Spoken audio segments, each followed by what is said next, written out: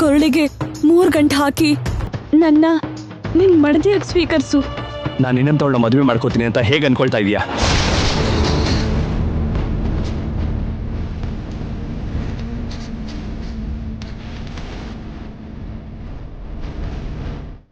ಮಾನವ ಮತ್ತೆ ನಾಗಿಣಿ ಸೇರಿ ಜೀವನ ಮಾಡೋದು ಅಸಾಧ್ಯ ಅಂತ ನನಗೂ ಗೊತ್ತು. ನೀನ್ ತಾಳಿ ಕಟ್ಟಿದ ಮರುಕ್ಷಣದಿಂದಲೇ ನಾನು ನಾಗಕನ್ಯೆಯಿಂದ ಮನುಷ್ಯಳಾಗಿ ಬದಲಾಗಿ ನಿನಗೆ ಹೆಂಡತಿಯಾಗಿರ್ತೀನಿ.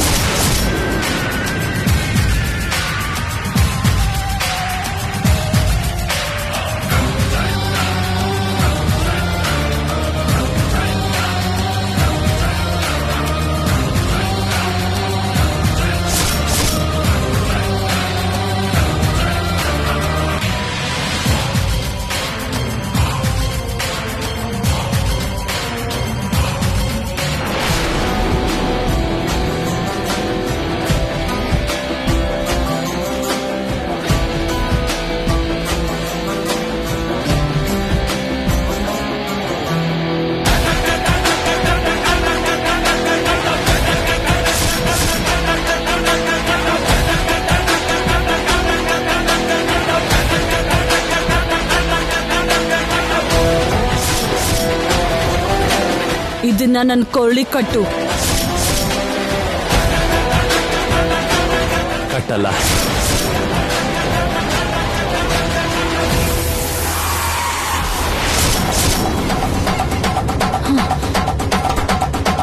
ನಾನು ಹೇಳ್ದ ಹಾಗೆ ಮಾಡ್ಲಿಲ್ಲ ಅಂದ್ರೆ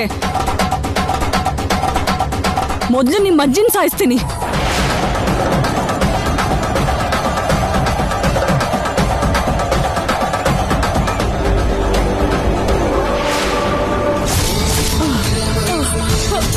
ಅಜ್ಜಿ ಅಜ್ಜಿ ಅಜ್ಜಿ ಅಜ್ಜಿ ಅಜ್ಜಿ ಅಜ್ಜಿ ಏನಾಯ್ತು?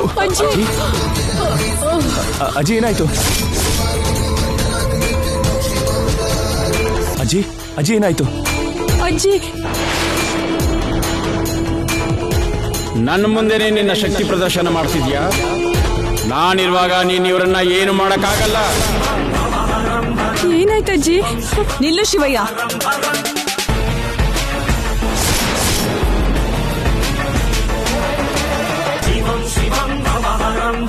ನೀನ್ ಅವ್ರನ್ನ ಕಾಪಾಡ್ಬೇಕು ಅನ್ಕೊಂಡ್ರೆ, ಸಹಾಯ ಮಾಡ್ಬೇಕು ಅನ್ಕೊಂಡ್ರೆ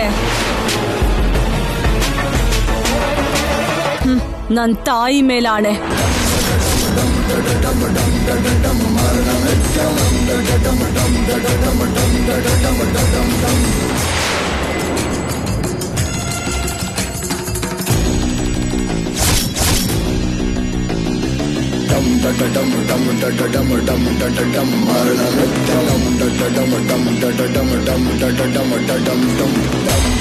ನಿಮ್ಮಮ್ಮನ ಮೇಲೆ ಆಣೆ ಇಟ್ಟು ನನ್ನ ಅಸಹಾಯಕನ್ನ ಮಾಡೋದು ನ್ಯಾಯ ಅಲ್ಲ.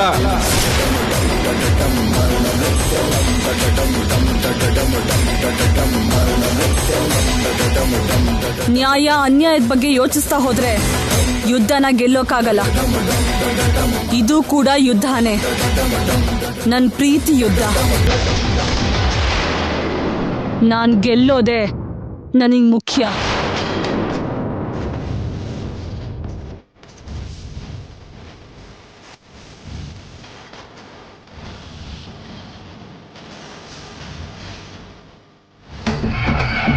ಅರ್ಜುನ್,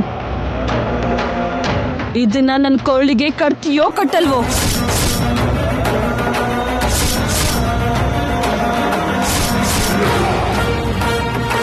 ನೀನ್ ಈ ತಾಳಿ ಕಟ್ಲಿಲ್ಲ ಅಂದ್ರೆ ನಾನ್ ಏನ್ ಮಾಡ್ತೀನೋ ನನಗೆ ಗೊತ್ತಿಲ್ಲ.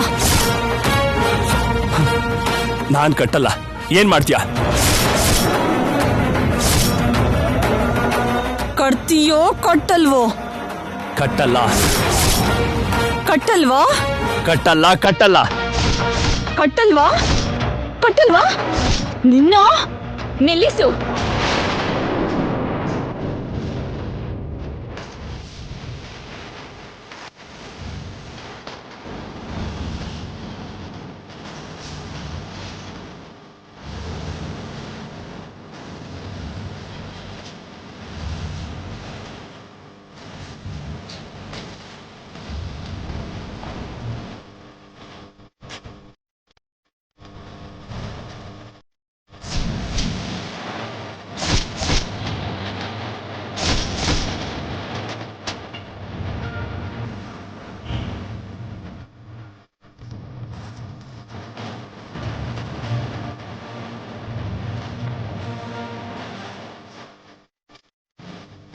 ತಪ್ಪು ಮಾಡುತ್ತಿದ್ದೀಯ ಮಾಯಾ.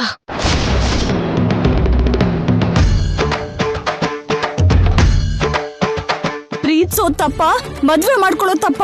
ಅರ್ಜುನ್ಗೂ ಭೈರವಿಗೂ ಮದುವೆ ನಡೆಸಿಕೊಡುವೆ ಎಂದು ಅವರಿಬ್ಬರಿಗೂ ನಾನು ಮಾತು ಕೊಟ್ಟಿದ್ದೇನೆ. ನಾನು ಮಾತು ಕೊಟ್ಟ ಮೇಲೆ ನೀನು ಹೀಗೆ ವರ್ತಿಸುವುದು ನ್ಯಾಯವಲ್ಲ. ಧರ್ಮವನ್ನು ಪಾಲನೆ ಮಾಡೋದು ನಮ್ಮ ನಾಗಜಾತಿಯ ಲಕ್ಷಣ. ಧರ್ಮವನ್ನು ಅತಿಕ್ರಮಣ ಮಾಡಿದ್ರೆ ಅದು ನಮ್ಮ ಜಾತಿ ಪ್ರತಿಷ್ಠೆಗೆ ಕಳಂಕವೆಂದು ನಿನಗೆ ಗೊತ್ತಿಲ್ಲವೇ?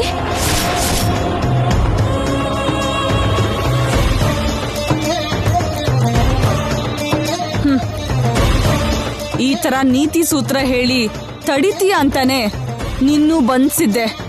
ನಾನು ಧರ್ಮಕ್ಕೆ ಕಟ್ಟು ಬಿದ್ದಿರುವುದಕ್ಕೆ ನಮ್ಮ ಜಾತಿಗೆ ತಾಯಿ ಆಗಿರೋ ಆ ಕದ್ರುವ ದೇವಿ ನಿನ್ನ ಸೆರೆಯಿಂದ ನನ್ನ ಬಿಡಿಸಿದಳು.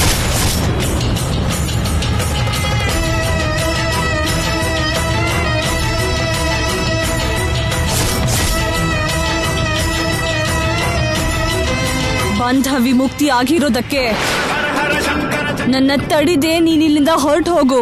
ನಾನು ಕೊಟ್ಟಿರೋ ಮಾತನ್ನ ಉಳಿಸಿಕೊಳ್ಳುವುದಕ್ಕೆ, ಅವರನ್ನು ಕಾಪಾಡುವುದಕ್ಕೆ ಇಲ್ಲಿಗೆ ಬಂದಿದ್ದೇನೆ. ನೀನೇ ಇಲ್ಲಿಂದ ಹೊರಟು ಹೋಗು.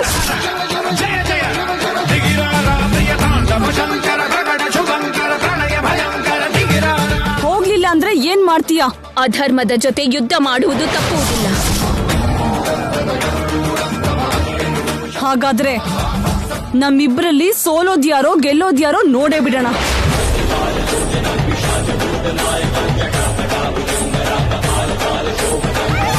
ಅಮ್ಮ ಮಾಯಾ, ನೀನು ಮಾಡ್ತಾ ಇರೋದು ತಪ್ಪು ಆಗಿರೋದ್ರಿಂದ ಇವರನ್ನ ಕಾಪಾಡ್ತೀನಿ ಅಂತ ನಿಮ್ ತಾಯಿ ಇವರಿಗೆ ಮಾತು ಕೊಟ್ಟಿದ್ದಾಳೆ.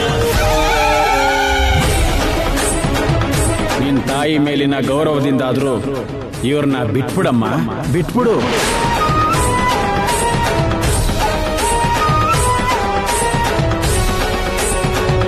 ಅರ್ಜುನ್ ಮೇಲ್ ಹುಟ್ಟಿರೋ ಪ್ರೀತಿ,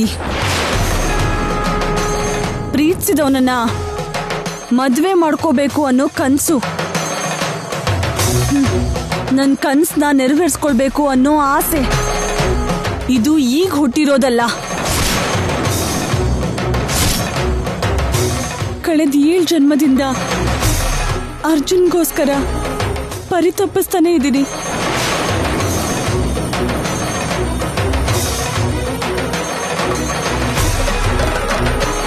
ಈ ಜನ್ಮದಲ್ಲಾದ್ರೂ ನನ್ನ ಆಸೆನ ನೆರವೇರಿಸ್ಕೋತೀನಿ.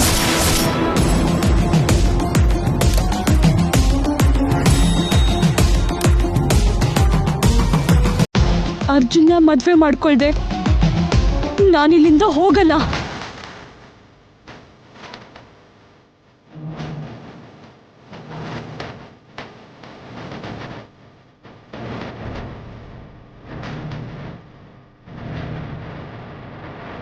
ಅದಾಗೋವರೆಗೂ ನನ್ನ ಯಾರು ತಡಿಯಕ್ಕಾಗಲ್ಲ.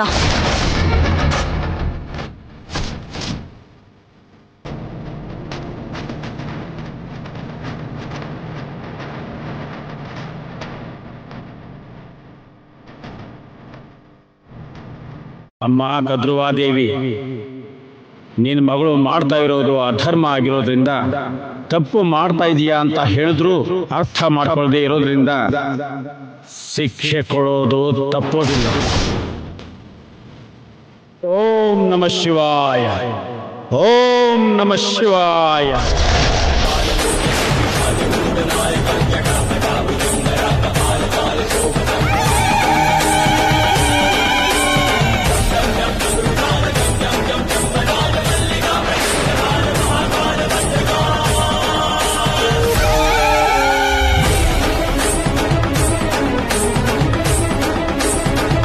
ಓಂ ನಮಃ ಶಿವಾಯ.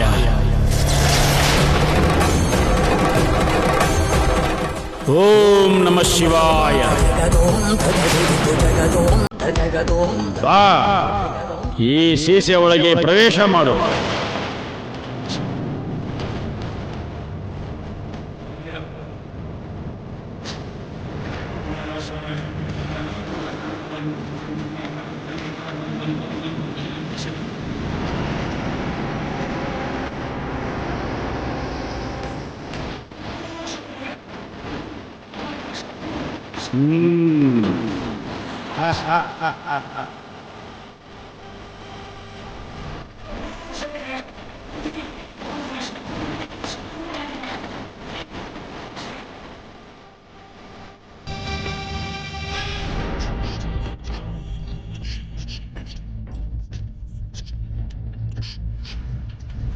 ನಿಮ್ಮನ್ನ ಹೆದರಿಸಿ ಭಯಪಡಿಸಿದ ಈ ನಾಗಕನ್ಯನ ಬಂಧಿಸ್ಬಿಟ್ಟೆ.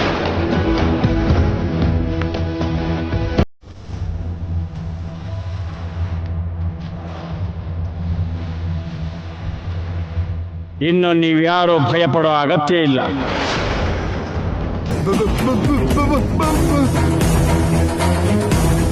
ಓಂ ನಮಃ ಶಿವಾಯ.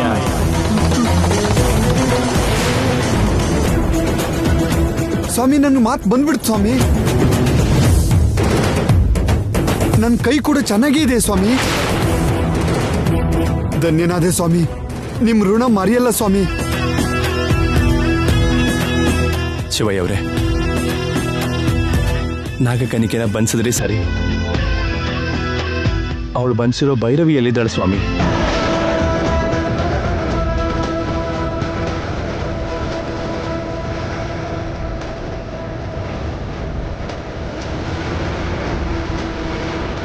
ನನ್ನ ಭೈರವಿ ಎಲ್ಲಿದ್ದಾಳೆ ಅಂತ ನಾನು ಹೇಗೆ ತಿಳ್ಕೊಳ್ಳೋದು ಸ್ವಾಮಿ?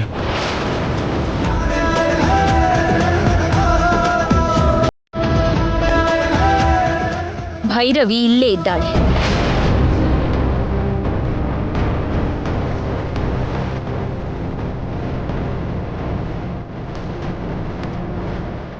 ಇಲ್ಲ.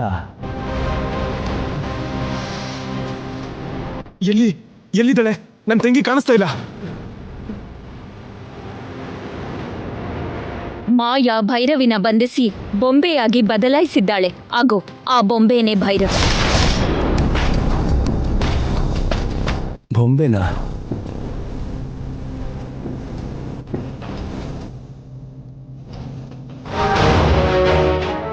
ಅಲ್ಲಿ ನೋಡಿ, ಭೈರವಿ.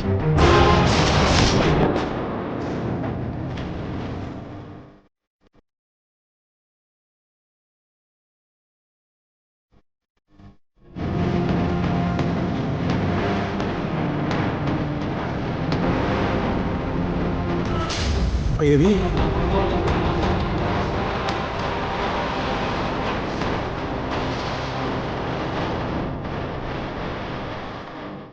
ಭೈರವಿ, ಭೈರವಿ.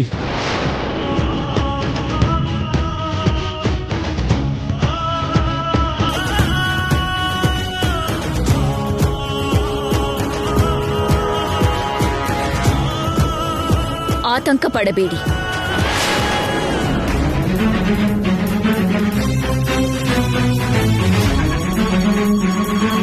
ಮಾಯಾ ಅವಳ ಶಕ್ತಿಯನ್ನ ಉಪಯೋಗಿಸಿ ಭೈರವಿನ ಬೊಂಬೆಯಾಗಿ ಬದಲಾಯಿಸಿದ್ದಾಳೆ.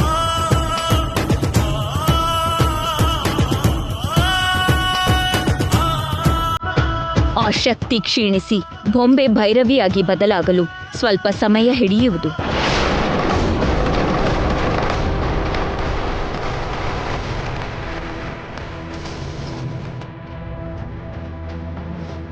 ಅಲ್ಲಿವರೆಗೂ ಈ ಬೊಂಬೆನ ತೆಗೆದುಕೊಂಡು ಹೋಗಿ ನಿಮ್ಮ ಮನೆಯಲ್ಲಿ ಪೂಜೆ ಮಾಡುವ ಜಾಗದಲ್ಲಿ ನಾಳೆ ನೀವು ನಿಗದಿ ಮಾಡಿರೋ ಮುಹೂರ್ತದಲ್ಲಿ ಅರ್ಜುನ್ ಭೈರವಿ ಮದುವೆ ನಡೆಯಿ.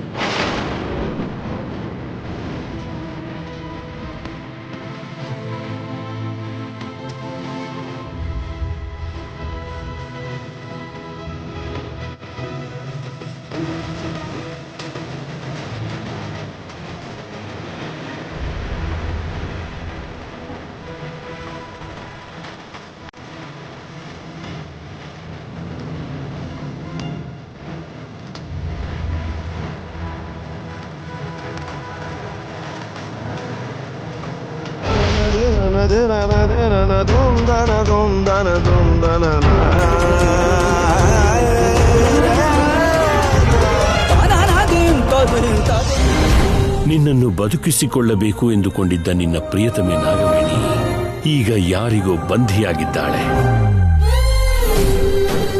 ನಿನ್ನನ್ನು ಕಾಪಾಡಿಕೊಳ್ಳಬೇಕಾದರೆ ಮೊದಲು ನಾಗವೇಣಿಯನ್ನು ಕಾಪಾಡಿಕೊಳ್ಳಬೇಕು. ನಾಗವೇಣಿಯನ್ನು ಯಾರು ಬಂಧಿಸಿದ್ದಾರೆ, ಎಲ್ಲಿಟ್ಟಿದ್ದಾರೆ ಎಂದು ತಿಳಿಯುತ್ತಿಲ್ಲ ಫಣೀಂದ್ರ. ನಿಮ್ಮನ್ನು ಕಾಪಾಡಲು ಗುರುಸ್ಥಾನದಲ್ಲಿದ್ದೂ ಕೂಡ ನಾನು ಅಶಕ್ತನಾಗಿದ್ದೇನೆ.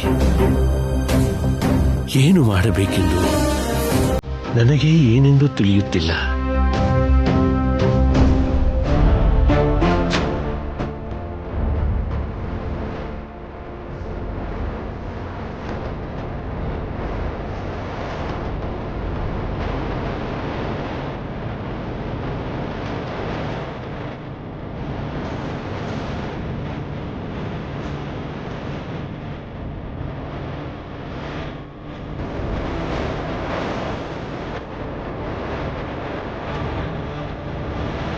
ಅಮ್ಮ ನಾಗವೇಣಿ, ನಿನ್ನನ್ನು ಯಾರೋ ಬಂಧಿಸಿ ಕೊಂಡೊಯ್ದರು ಎಂದು ನಮ್ಮ ಸೇವಕರು ಹೇಳಿದರು. ನಿನ್ನನ್ನು ಏಕೆ ಬಂಧಿಸಿದ್ದರು? ಯಾರು ಬಂಧಿಸಿದ್ದರಮ್ಮ? ನನ್ನನ್ನು ಮಾಯ ಬಂಧಿಸಿದಳು ಗುರುದೇವ.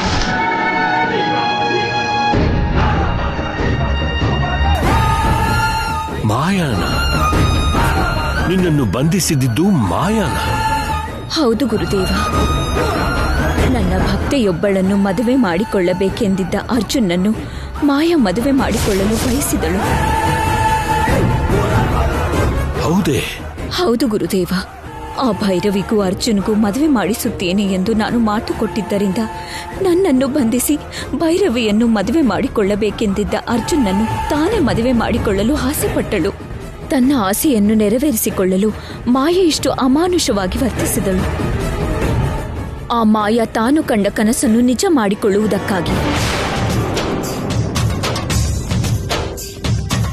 ಅರ್ಜುನ್, ಇದನ್ನ ನನ್ನ ಕೊಳ್ಳಿಗೆ ಕಟ್ತೀಯೋ ಕಟ್ಟಲ್ವೋ?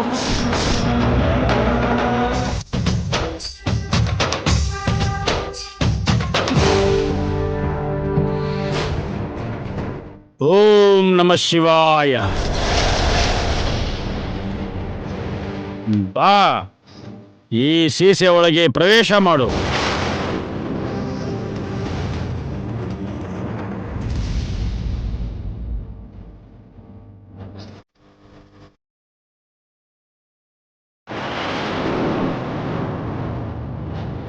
ಅಮ್ಮ ನಾಗಮ್ಮ, ಇದೆಲ್ಲ ನಡೆಯಿತು ಗುರುದೇವ.